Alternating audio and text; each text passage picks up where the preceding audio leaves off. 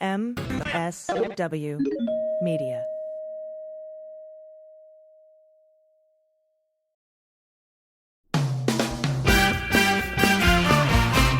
Season 4 of How We Win is here. For the past 4 years, we've been making history in critical elections all over the country. And last year, we made history again by expanding our majority in the Senate, beating election-denying Republicans in crucial state house races, and fighting back a non-existent red wave. But the MAGA Republicans who plotted and pardoned the attempted overthrow of our government now control the House, thanks to gerrymandered maps and repressive anti-voter laws. And the chaotic spectacle we've already seen shows us just how far they will go to seize power, dismantle our government, and take away our freedoms. So, the official podcast of the Persistence is back with Season 4. There's so much more important work ahead of us to fight for equity, justice, and our very democracy itself. We'll take you behind the lines and inside the rooms where it happens with strategy and inspiration from progressive changemakers all over the country. And we'll dig deep into the weekly news that matters most and what you can do about it with messaging and communications expert, co-founder of Way to Win, and our new co-host, Jennifer Fernandez-Ancona. So join Steve and I every Wednesday for your weekly dose of inspiration, action, and hope. I'm Steve Pearson. And I'm Jennifer Fernandez-Ancona. And this is How We Win.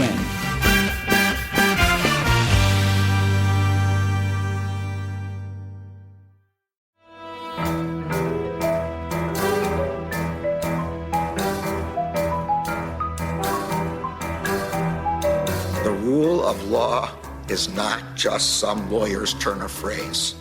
It is the very foundation of our democracy. The essence of the rule of law is that like cases are treated alike. That there not be one rule for Democrats and another for Republicans, one rule for the powerful, another for the powerless, one rule for the rich and another for the poor, or different rules depending upon one's race or ethnicity. To serve as Attorney General at this critical time is a calling I am honored and eager to answer. So now it's clean up on aisle 45 time. And for a long while yet, it is going to be clean up on aisle 45. Hello, everyone, and welcome to the 100th episode of Clean Up on Aisle 45. Wow. Do-do-do-do, Oh, are you doing Price is Right? That was excellent. Might as well. I am your host, by the way, newly accepted to the White House Correspondents Association, Allison Gill. With me, as always, is real-life lawyer and real-life friend, Andrew Torrez. And I can think of no better credentials than that, but mostly that's because no one will give me any, so. How are you doing, Allison? You got that lawyer thing, though. I do have the lawyer thing. That's it a works big out one. okay. Yeah, I don't have that one. I'm doing great. I'm doing great today. Had a Yeah? great weekend. Very Awesome. restful. We're recording, just so everyone knows, on Monday, December 12th. Just had some breaking news that another Andrew McCabe, and I will discuss on the new Jack podcast this coming Sunday. It looks like Special Counsel Jack Smith just subpoenaed Brad Raffensperger, so that's excellent. Yeah. And I just wanted to note, I did a thread on this morning. I like to remind everyone, I think listeners to this program already know where I stand on this. Because, the January 6th committee is about ready to come out with its report and hand over all the transcripts and evidence. I just want to note that they're not doing that. The DOJ isn't requiring those. Well, not only doing that because they, just don't want to do the work themselves or was hoping that the January 6th committee would do all their legwork for them. It's very important, and we learned this from the Durham-Sussman case, that your witness, especially your star witnesses, have consistent testimony across different agencies. And we know that Jim Baker told different things. Not that he was lying. He just had inconsistent testimony and memory. And he told different things to the Inspector General and Congress and Durham's grand jury. And that made it very easy aside from the materiality issue, it made it very easy for the Department of Justice to impeach Jim Baker as a witness, the sole witness to the conversation that he had with Michael Sussman. So, because there was inconsistent testimony. So the DOJ has to have, or it's very important that they have, those transcripts so they can compare them to what they got from the Inspector General, because we know the Inspector General opened 2 investigations into January 6th in January of 2021.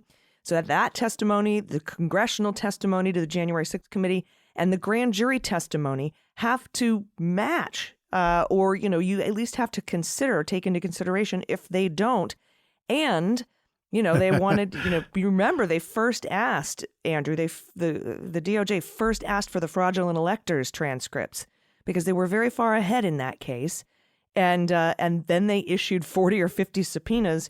That's like a week later after they got those transcripts to fraudulent electors right before the 60-day election blackout window. And then once we emerged from the dark side of the moon, as it were, they sent out subpoenas to Jack Smith sent out subpoenas because he was appointed special counsel, sent out subpoenas to election officials in Michigan, Arizona, and Wisconsin, then secretaries of state in Michigan and Wisconsin, and now Secretary of State Brad Raffensperger in Georgia. We now have 5 of the swing states having been subpoenaed by now special counsel, formerly Wyndham of the D.C. U.S. Attorney's Office, who he'd been brought in January to help head up these investigations. So I just want to point it out that you really have to check for consistencies in that. And now that we're getting those transcripts and all the evidence from January 6th, and now that we're going to get all of the non-classified documents from Judge Deary, which is going to be our first subject that we're going to discuss, it's on like Donkey Kong. They're going to have all of the evidence in their possession that they need to continue with their grand jury testimony investigations and potential prosecutions. So I just wanted to mention that off the top of the show because that news just dropped. But yeah, let's talk about, unless you have any comments on that, let's talk about Judge Aileen Cannon, Federalist Society window. I have a few comments. You got that exactly right. I want to clarify when we talk about Judge Cannon, and you said we're going to get the documents, the non-classified document. You mean, that Jack Smith is going to get those documents. Yeah, right. I'm sorry. No. As somebody who lives for documents, I wanted to clarify that as far as I know, we, as in you and I, the public will not be receiving those documents. Everything about what you said with respect to ensuring that witness statements are consistent is not only good lawyering, but also critical to if there is a prosecution, which is what we care about, what we want. Remember that prosecutors have a Brady obligation to turn over and disclose and specifically identify potentially exculpatory information to the defense. And so, that's shining a bright spotlight. So knowing where these statements are also is really, really crucial as you attempt to gather additional information from those witnesses. Because remember, lots of people cooperated with the January 6th committee who are not on board and are not on our side in connection with prosecuting Donald Trump for seditious conspiracy or, conspiracy to obstruct an official proceeding or anything that we've talked about, right? Bill Barr, I am 100% positive, will obfuscate and try and fuck us with respect to the Jack Smith investigation, right? Mm-hmm. I don't trust that guy further than I could throw him, and I can't throw him, right? So it really, I just wanted to underscore just how important that is. But again, I think we have convinced anybody who can be convinced. If you're not pleased with the pace and rigor and depth that Jack Smith has shown in his first couple of weeks on the job, you probably can't be pleased with anything. So yeah, and when I brought up, folks who listen to the show probably have heard me say this and see me tweet this a million times. Folks who listen to this show and our patrons, who I need to thank. We need to take a minute to thank before we dive into Federalist Society weirdo Aileen Cannon's very bad, no good, terrible week. Well, months, actually. Rest of career. Rest of career. But seriously, patrons make this show possible. And, now we have that bonus episode that you get for free at the $2 or more level. You just sign up at patreon.com/aisle45pod, AISLE45POD. Thanks to Nancy Deans, Hochachot Chachcot. I'm going to hope I got that right. Joe Langevin, Vios, Toby Kenobi, Dan Skinner, Doug Longman, Nadina Cole Potter, Eric Alexander, Judy Thomas, Collinsbro 45, Richard Reed, and Jodel Kepler. Yeah, and special thanks to Jacob Lay, Doug Brown, the pirated NFT of Roger Stone's presidential pardon. Oh my gosh, that you could make that into an NFT, I bet. Fraudfish, he hates everything. Ellen Rawlings, Brian, Joel McCarty, Carl Anderson, Terry Stankiewicz. I wonder if he's any relation to former Major League Baseball infielder Doug Stankiewicz. Anyway, Charlotte Mihalik, Super Collider, I hardly know her. That will always make me laugh because I'm 12. Leo Lang and Thomas C. Thank you all so much again. Yeah, patreon.com/aisle45pod, AISLE45POD. Allison has like 97 shows that she does. So, if you don't sign up, we may lose her forever. So you will not. I'm not going anywhere, my friend. Thank you so much for supporting the show. Now, This cause comes before the court following the 11th Circuit's smackdown of my ass. No, she doesn't say that. 11th Circuit's opinion vacating the court's September 5th, 2022 order and instructing the court to dismiss the underlying civil action. Pursuant to that opinion and the associated mandate, it is hereby ordered and adjudged as follows. 1, this case is dismissed for lack of jurisdiction. 2, any scheduled hearings are canceled. Any pending motions are denied as moot, and all deadlines are terminated. 3, the clerk of the court shall close this case, done and ordered in chambers at Fort Pierce, Florida, this 12th day of December, 2022. Courtesy copy, Counsel of Record, signed, Aileen M. Cannon. Yeah, so this means a couple of different things, right? So number one, let me get the law geekery out of the way. You asked this, and I tried to break down because there were procedural questions at the 11th Circuit of sort of exactly how this was going to take place. The important thing to note is the entirety of the case was not appealed up to the 11th Circuit, just the order appointing the special master and the collateral orders that went with that. And so because the 11th Circuit never had jurisdiction over the entire case, when they said, hey, we're dismissing out this order and we're vacating this order for lack of jurisdiction, we lack the power as the 11th Circuit to dismiss the whole case. You didn't appeal the whole case to us, but we also have the power to tell the judge from whom you have appealed what to do. So we are going to vacate that order, remand back down to Judge Cannon and go, look, we've said you don't have jurisdiction. Don't do anything stupid. Dismiss out the case. And that kind of gets to my point too, which is I don't know if you had this, and I do get it. But I had people, particularly as, it dragged on. The mandate was stayed for 7 days.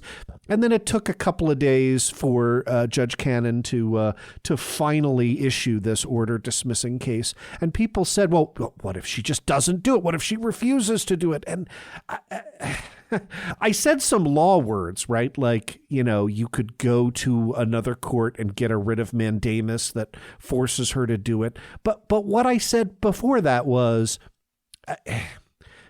it's not going to happen, right? Right. And we said, you and I talked about this. First of all, it wasn't going to happen. But second of all, when she came down and sided with the Department of Justice to postpone all special master goings on for a week to allow for the mandate to come down from 11th Circuit, that was a huge ass That sign. removed all doubt, right? Yeah. But I want to emphasize, because again, the rule of law is important to me, and it has come under severe attack in recent years. And part of this podcast is about rebuilding it. That the difference between what Judge Cannon, Federalist Society weirdo, did here, which was absolutely abuse her office, right? Absolutely act in a way that was blatantly unconstitutional, completely untethered to reality. And this is what happens. But that's as far as you can go, right? Like when you're a trial court judge, right, you can make stuff up. You can you can interfere with your own orders. You can sua sponte issue rulings to try and help your patron get out of, having to sign a verification for discovery. But when the court that sits over you tells you to do something, the moment that you said, had she said, well, I'm not going to dismiss out this case, I firmly believe this. I firmly believe she would have been impeached even by a Republican House of Representatives, right? That's like a governor showing up and saying, okay, but I'm not going to, fill out a budget for the state or anything, right? Like it's just, leave politics aside. You cannot, we would not have a judiciary at that point if lower court judges were like, right, but I disagree, so I'm going to continue to go forward anyway. I mean, it's just mind-boggling. So I told you 0% chance that she was going to go wonky. You pointed out, I thought this was brilliant, even if you give credit for that the moment she extended the scheduling deadlines, that was a pretty obvious sign. And here we go, nail it down. Another point to make, and this was made by my friend and OA contributor Liz Dye, that I think is really, really crucial to point out here, and that is the repeated vindication of Chris Kise in Trump's circle. Right. So, if we got here from Trump listening to Boris Epstein and God help me, Tom Fitton, right? that Chris Kise said, I'm not putting my name on this shit. Right. You get Jim Trusty to do that. He's got a little more swagger to be like, look, you should probably listen to me from now on. I think that's right. And that can be, a double-edged sword, right? Like yeah, because I mean, if Trump's whole goal was to delay this by a couple of months, then he won. Then he won that. He got it delayed by a couple of months. Fortunately, it fell right within the 60-day election blackout window. Right. That's exactly right. So yeah, no, that's a fair point. So I think that also may explain, because people asked if his goal was to delay, why didn't they present a petition to Clarence Thomas, right, to stay the effect of the 11th Court's opinion, right? And I think the answer to that, I don't want to say the answer. I think an answer to that could be Chris Kise saying, okay, but that's going to get you 2 days and it's going to cost you $25,000. So if you want to, right, great, but you have zero chance of success. Maybe save your money for future contempt. Hearings.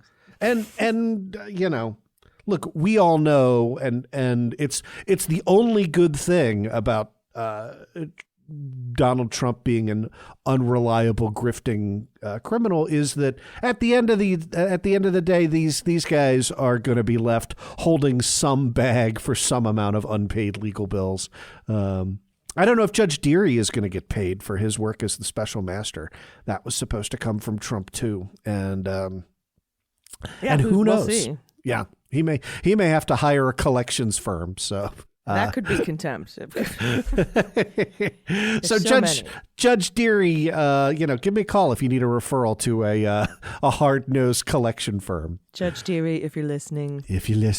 And we know you are. And contempt, I think that's a great transition to Judge, but we talked about this on our bonus episode, that the DOJ had gone before Chief Judge Beryl Howell of the U.S. District Court for the District of Columbia, seeking contempt of court charges against Trump and his lawyers if they wouldn't produce a certification minus the weasel words that were included in that. And I explained on that Patreon bonus, so you're ahead of everybody else if you are, that the request is not particularly an onerous ask, right? That this is what document custodians do. They attest to the documents over which they are responsible for the corporate possession, custody, or control. That's the, custodial route. And I think Special Counsel Jack Smith looked at this and went, I'm tired of fucking around. Quit, as my dad used to say, quit farting around. Yeah. Like, I'm going to have to start using that. That's outstanding. I'm not going to do what the National Archives did and go back and forth for 15 months or whatever, trying to get back a couple of boxes and then find out later they have classified shit in them. We know you have it. And then, in fact, the Department of Justice insisted to Judge Beryl Howell, we know that he has more documents. Perhaps they just don't have the probable cause to search Bedminster, because I think a lot of this focus is on Bedminster. I think that's right. They believe it's at Bedminster. And I think Judge Beryl Howell, and this is just speculation, but I think Judge Beryl Howell was like, a contempt order isn't going to hold.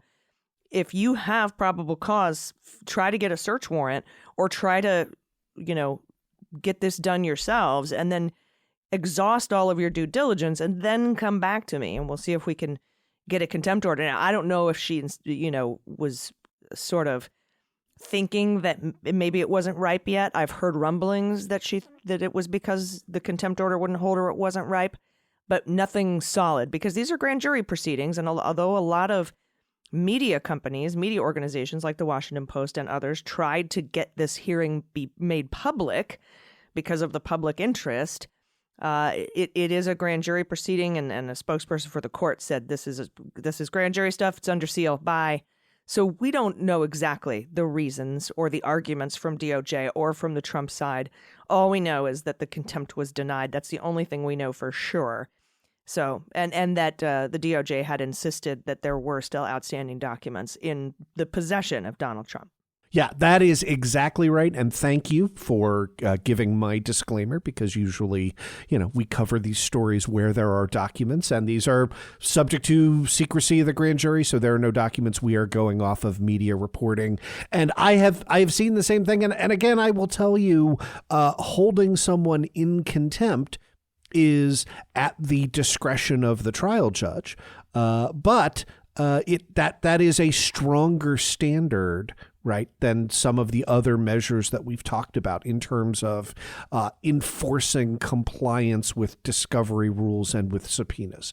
And so the additional value that it would have had to Jack Smith, for example, would have been it now becomes trivially easy, right, to prove an 18 U.S.C. 793 offense, right? Because you've said, I attest that I've done the search and there are no more documents, no asterisk, no exceptions. And so when the other documents turn up, you're like, all right, well, this was obviously a fraudulent statement that they filed.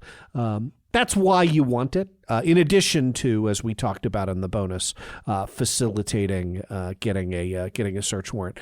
And I think that the hypothesis of Judge Howell saying feels like you're jumping the gun a little bit right now is probably the most likely hypothesis. Judge Beryl Howell, has been an ally throughout this entire process. But I love the aggressiveness with which Jack Smith is going after this, and it also just puts on the record, like, hey, you're fucking don't fuck around. Like, it doesn't have it just because the contempt wasn't awarded doesn't mean that it's valueless. Well, that's right. And when they try and raise the argument, when DOJ comes back and is like, okay, they filed another bullshit certification and here are the documents they didn't give us. And they come back and go, well, we didn't sign under what, right? Like, you have already identified that that's the play that they're trying to run.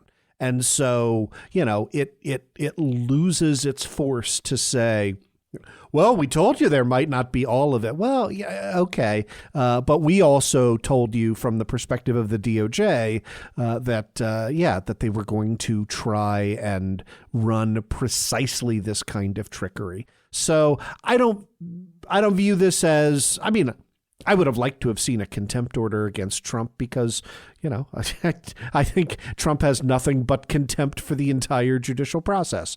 But, True.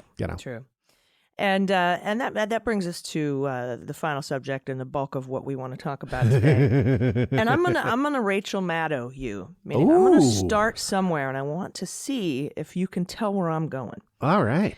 So this Department of Justice is very much about buttoning up cases to make sure, or prosecutions, or due process or due diligence to make sure they are unimpeachable.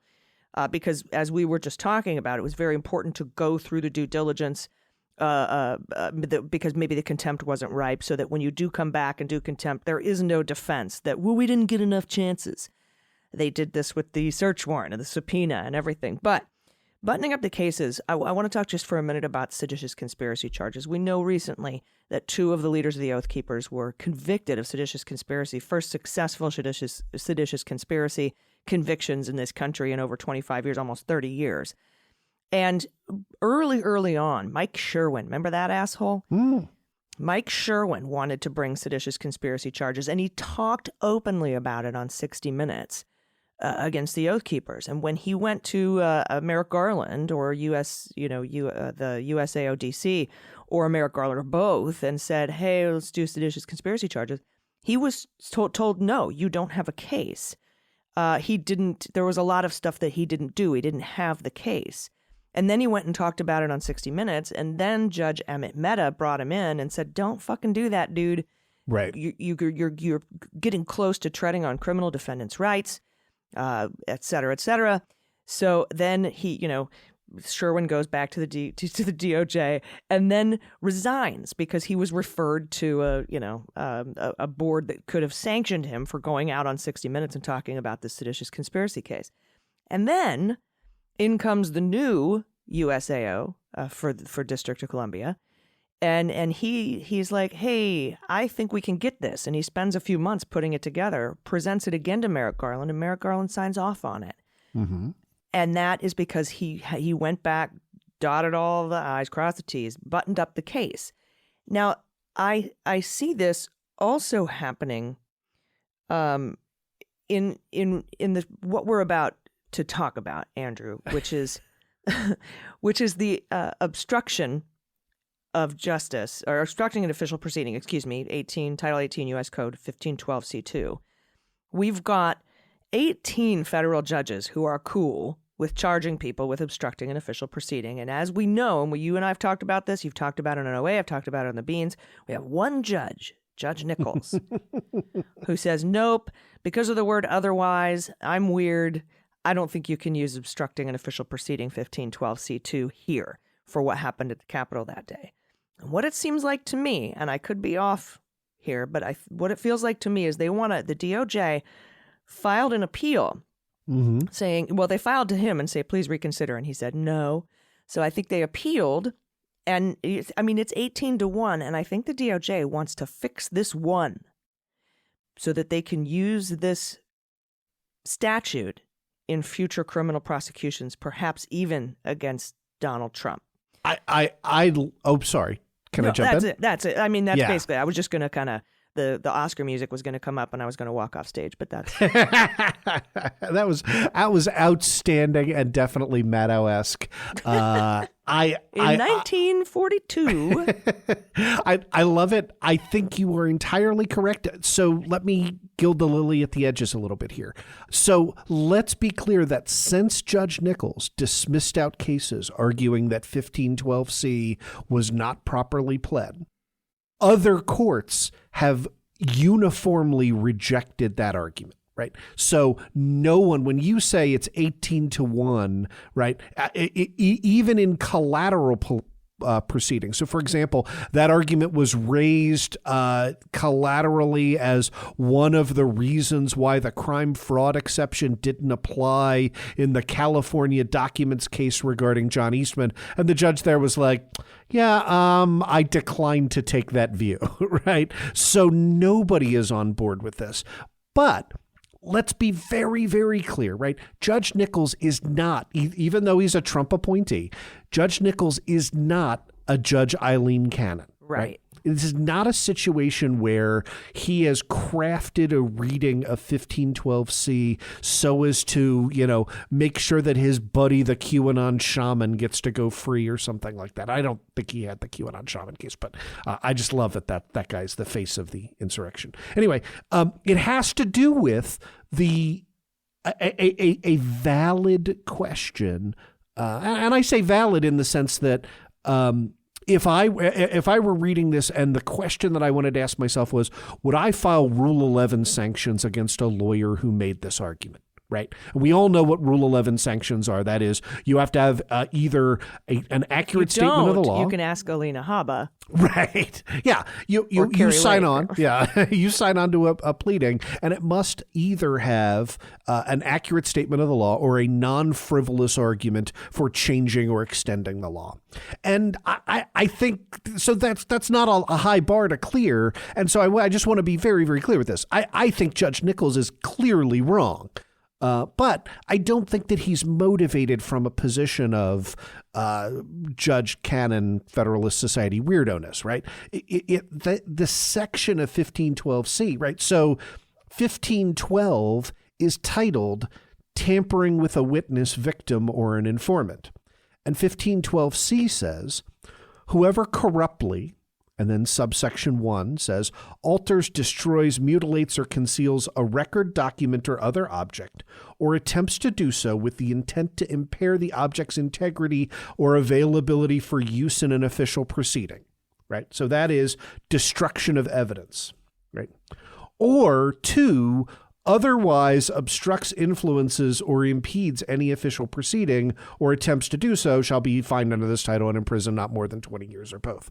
And so the only reason, the gravamen of Judge Nichols' argument here is if you read otherwise obstructs the way the DOJ reads it, the way, to be honest, most defense counsel have read it, and all of the judges who have examined this, then that swallows everything else in the statute, right? Then this is everything could potentially fall into obstructs, influences, or impedes any official proceeding. And instead of having, this be 1512C2, like, that should just be the whole law, right? Whoever corruptly obstructs, influences, or impedes any official proceeding shall be fined under this title or imprisoned not more than 20 years or both, period, right?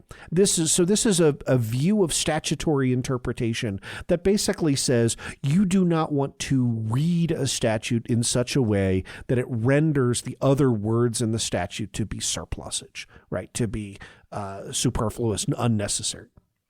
Canons of statutory interpretation, though, are just like guides for how you think about stuff, right? Like it's not a binding rule of interpretation. It gives you some idea, but we know statutes all the time that say that will, list out an illustrative list, and then the last item is a catch-all, and it's like, oh, okay, other stuff that's like this we want to include on our list. But how did Nichols read it?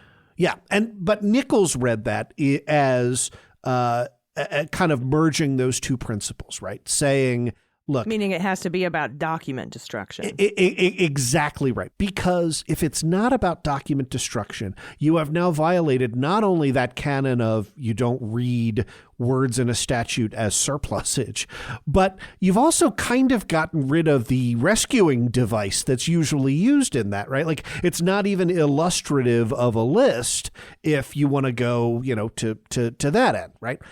The flip side of it is what everybody else has read is, this is kind of a grab bag statute. And we know what we're concerned about, right? We're concerned about people who are obstructing proceedings, and they do that in lots of different ways. And we've kind of thrown all of that together under this large 18 U.S.C. 15.2 agglomeration. And the plain language seems very clearly to indicate, whoever otherwise obstructs, influences, or impedes any official proceeding. So there's no reason to depart from the way everybody understands this and the way Congress must have understood it when they pass this law to craft a kind of super narrow ground for protecting people who interfere with official proceedings, and that reading that intent into Congress goes way too far here, right? Yeah. And so that's sort of the dispute. And now, give us the breaking news. Yes. Well, and this is for Kyle Cheney's reporting. I believe he's there at the courthouse. A 3-judge panel of the appeals court appears skeptical of an effort to upend obstruction charges against hundreds of January 6 defendants. And I will add future potential charges of obstructing an official proceeding. 2 of the 3 judges, Pan and Walker, he says, seem to agree that the unprecedented nature of January 6 supports a novel use of the obstruction statute. Now, can you tell me what court Pan and Walker are on? That is the U.S. Court of Appeals for the D.C. Circuit. Uh-oh. And the biggest the reason why, when you sent this to me earlier this morning, I was like, wow, we must talk about this, is Pan and Walker, Justin Walker, that is the hand-picked Mitch McConnell hack that I debated out in Louisville, who is manifestly unqualified to be serving on the federal bench, let alone a heartbeat away from the Supreme Court. Somebody that I have marked in the same category as Aileen Cannon, Federalist Society weirdo. Diehard Trump hack, was thoroughly dishonest in our debate. So I have no doubt that he's, if he's willing to be dishonest just to try and win points over, failed by the way, versus Andrew Torrez in front of a room of 70 people, I have no doubt that he's willing to lie, in his judicial opinions. If you're losing Justin Walker, you're in trouble. Yeah, and an interesting argument that was made by Nick Smith, who I believe is on the side of trying to not use the obstructing an official proceeding. He had an interaction with Judge Walker, right, where Smith warned that if you do this, if you allow this to stand, if you allow him to use obstructing an official proceeding 1512C2, that could result in Democrats trying to challenge the 2000 election. To which Walker reacted as though Smith had just compared January 6th to what happened in 2000, which didn't seem to go over well. Is there a way, and I know this sounds dumb, because that's a dumb argument, but is there a way that the Department of Justice can write a letter or something saying we won't go after the 2000 election for obstructing an official proceeding or something to not to assuage the fears of idiots, but to remove that argument? Well, the statute of limitations has long since run, right? A general 5-year statute of limitations. So yeah, but Al Gore's still out there. He could, we could install him any minute. I don't know where I take an incredibly positive sign from that is I wonder, right? Again, my interaction with Justin Walker is pre-insurrection, right?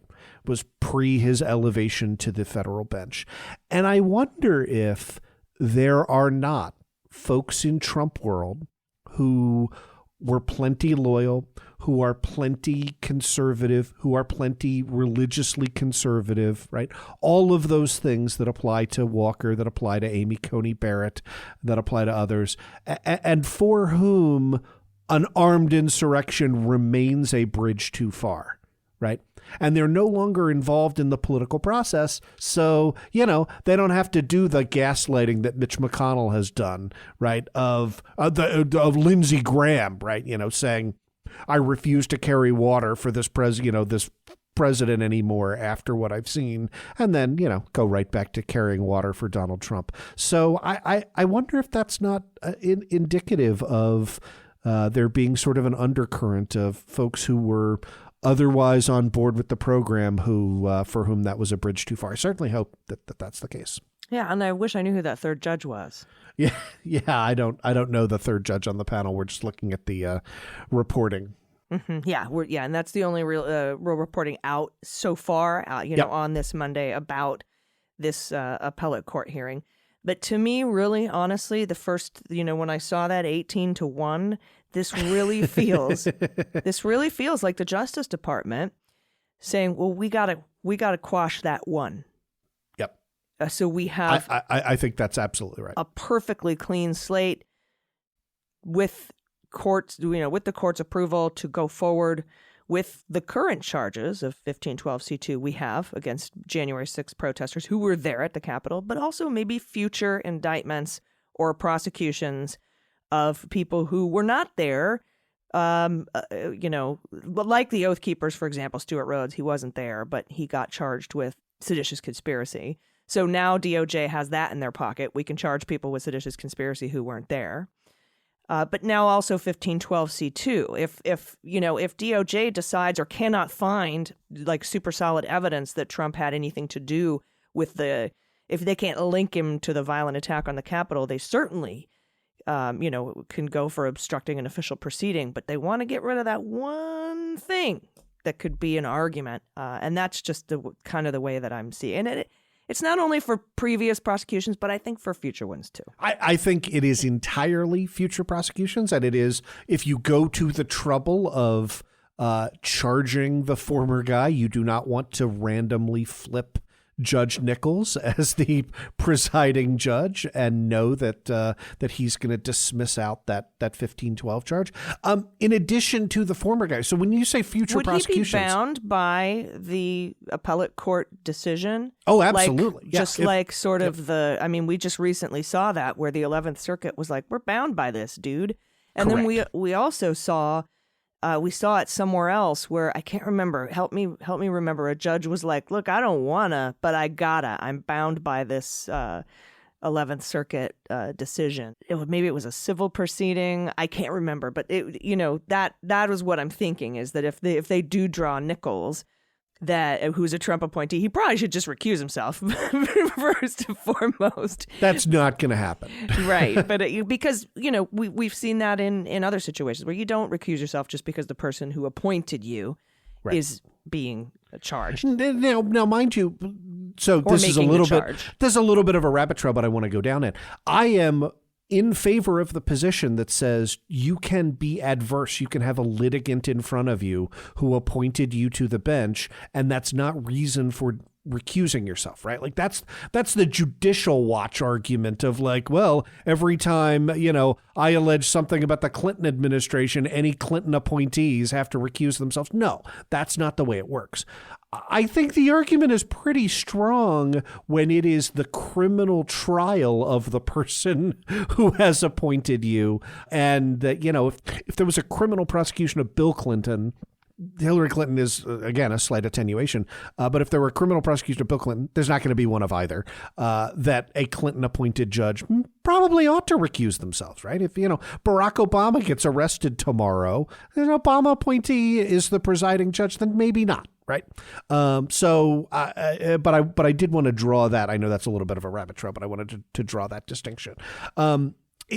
When you say, here's the bottom line, because you've sort of left this implied, and I want to make it explicit for our listeners. Thanks. Most of the, quote, low-level insurrectionists have been found and indicted and charged already, right? So when you say future prosecution, and that's not to say there are people out there doing good work trying to identify. There's a few hundred more people who are at the Capitol who they're still trying to there are, right? I want to give that caveat. We should still try. But when you talk about future prosecutions, you mean high-level planners. The generals, the former guy. You mean Roger Stone. You mean Ali Alexander. You Flynn, mean Michael Flynn. You mean, right. Those people. And that is in my view, that is the only reason why you appeal that particular issue right now, and that is to establish binding precedent, and it's vertical precedent, right? So the D.C. Court of Appeals governs all of the judges on the U.S. District Court for the District of Columbia, which is where these cases will be brought and tried. And even if some were brought elsewhere, it would be under D.C. federal law, right? Like there's no way to get out. And I think we've got a pretty good indication of where the D.C. Circuit is going. Yeah, I think so too. And I mean, it is the D.C. Circuit. We're not down in the 11th. Yep. Even though I think the 11th would probably rule the same way. I have real doubts about the 5th Circuit right now. Yeah. But team rule of law has gotten a pretty good boost from what's transpired in the 11th Circuit. And, I think so too. I wanted to hit one more story before we got out of here. Yeah, let's do it. And that is and I thought about not doing this because this is a blatant cry for attention by attention-starved Kyrsten Sinema, who decided that she was going to take her ball and go home and re-register as an independent over the weekend. And this is, let us be super clear, it's why I almost didn't want to cover the story. This is a stunt from someone who likes being on TV, who now understands the likelihood of her being on TV has just dropped dramatically because the Democrats now have a 2-seat advantage in the Senate that we told you was super duper important. So, yeah. A 2-seat advantage? Well, 51-49, a okay. 2-seat margin, right? I get it. They lose one, to go the other way. But if you have a holdout, right, it now becomes 51-50. Sorry, it now becomes It now becomes 50-49. Love the involuntary reference there. And here's the bottom line of what you need to know. Kyrsten Sinema is keeping her committee assignments and has committed to voting for Chuck Schumer. So she will be caucusing with the Democrats, not caucusing with Republicans, not in any way threatening that. When you look up any objective measure of what she's done as a senator, so for example, 538 Biden Congress votes, 2 ways to look at this. One way is she's at 93%, right, of votes with Biden. That is at the bottom end of the tail of Democratic senators. And you might not expect. So the very bottom is, of course, Joe Manchin, 88%. And again, that tells you, right, I would much rather have Manchin's 88 than, Josh Hawley's 12, for example. Manchin loses. He's likely to be replaced with somebody very, very, very conservative. But here are the folks who are after her. And again, these are all in the 90s. So Catherine Cortez Masto, just reelected in Nevada. Rosen. Bernie Sanders, 91%. The third most likely to break with Joe Biden is Bernie Sanders. John Tester out in Montana. And then finally Joe Manchin. And Joe Manchin's 88 then drops off to Susan Collins at 68. Lisa Murkowski, 67, Rob Portman, 57, Rob Portman, 62, and then Lindsey Graham at 58, Mitt Romney at 58. So a bunch of things to take away here. Number one, it still makes a difference, right? Folks who say Joe Manchin is functionally a Republican are wrong by 30 to 40%. People who say Kyrsten Sinema is functionally a Republican are wrong by 30 to 40%, even over the most liberal members of the Republican Party. Number two, if the Democrats thought that this was in any way a threat to to vote for Mitch McConnell for Senate Majority Leader, they would have taken away her committee assignments. They still can. Number three, Kyrsten Sinema was facing what I view as an unwinnable Democratic primary in Arizona in 2024. So I think this is a stunt. I think it is designed to get her out from under the primary that she would face in Arizona in 2024 that she would clearly lose. And I think it's a way to keep, stories being about Kyrsten Sinema, which seems to be the primary thing that Kyrsten Sinema wants in her life. So I don't know if you have any other thoughts on that. No, we went over this. The only thing I care about is that we still get we don't have to do a power sharing agreement. She's not going to caucus with the Republicans. We still get to put our judges on the bench. That's right. Like my number one thing. Yeah, she's voted for 100% of Biden's judges. So, yeah. And it is no different. Independent caucusing with the Democrats is no different than Angus King and Bernie Sanders. Right. Now, and she's keeping her committee assignments, which means she's not being a Republican. Yeah. One more question before we get out of here, because I just had some breaking news come across my feed. Josh Marshall at Talking Points Memo has obtained a new trove of Mark Meadows text, 2,319 texts, and they got them all from multiple sources. And while I'm very interested in reading this text, which I'm sure I'll start poring over as soon as they're published, I'm a little more interested in how they were obtained, and what that says about the nature of the investigation into January 6th, because, you know, usually these things come from the side of the person who did them. Like maybe they're cooperating and maybe they want to get the story out ahead of time, right. or spin it. Or maybe, you know, we know that somebody on the January 6th committee handed over all of Meadows' text messages to CNN when he wasn't supposed to.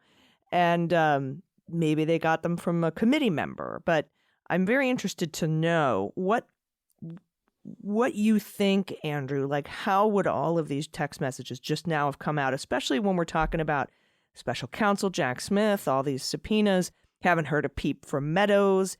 You know, we don't know who and who has not been interviewed in the grand jury, or maybe just voluntarily interviewed by the FBI without a subpoena. Does this at all indicate that Meadows could be cooperating, or is that just something I'm putting together in my head because I want it to be true?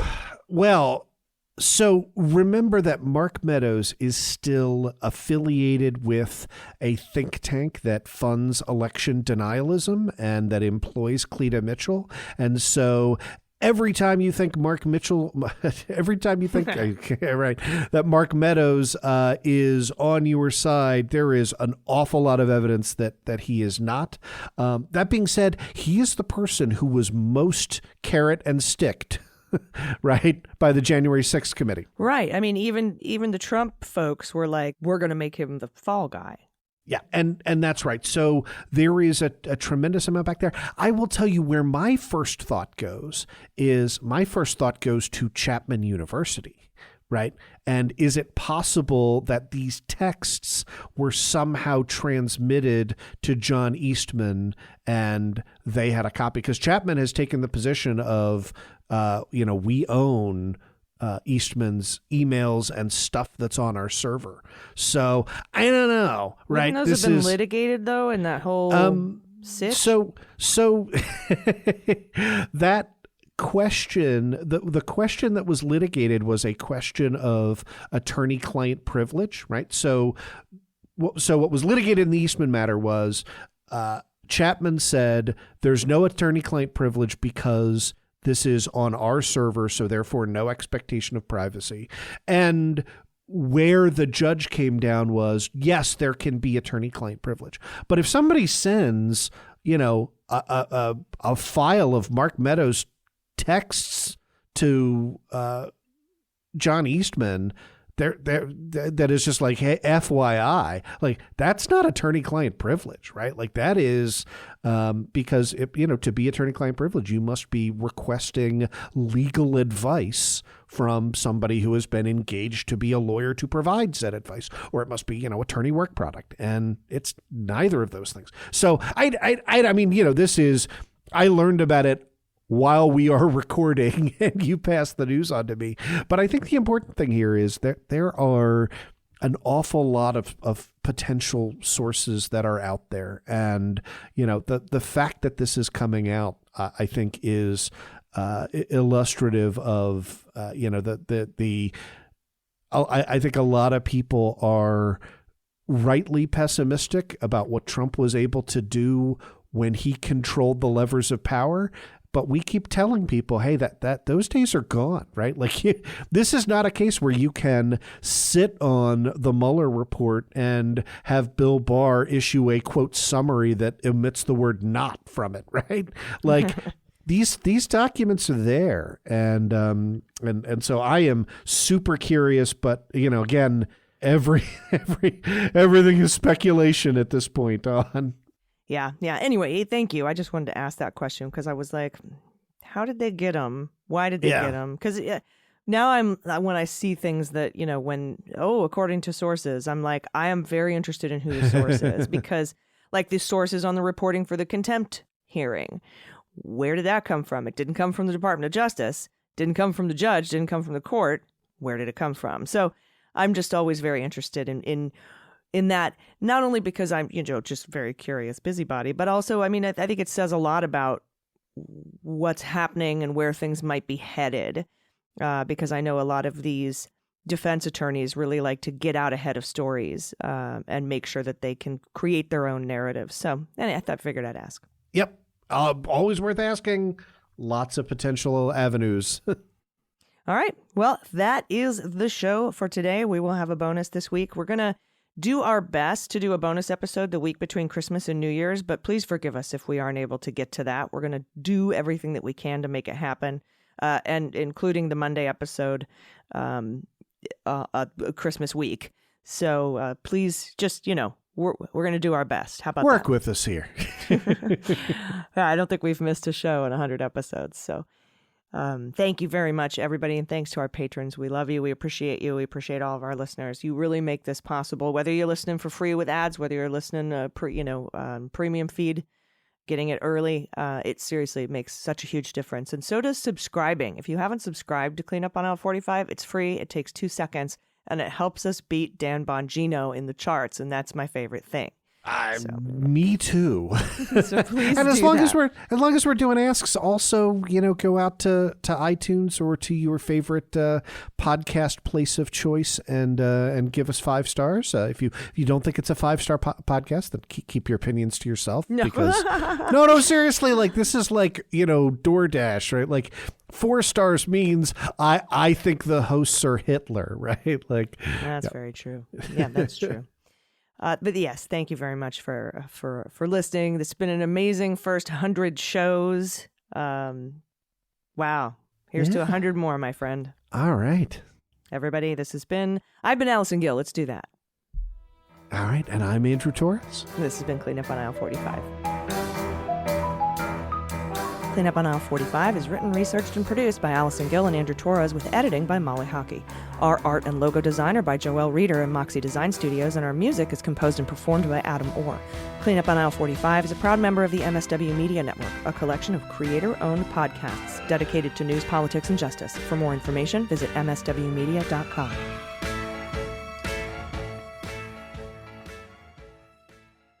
MSW Media.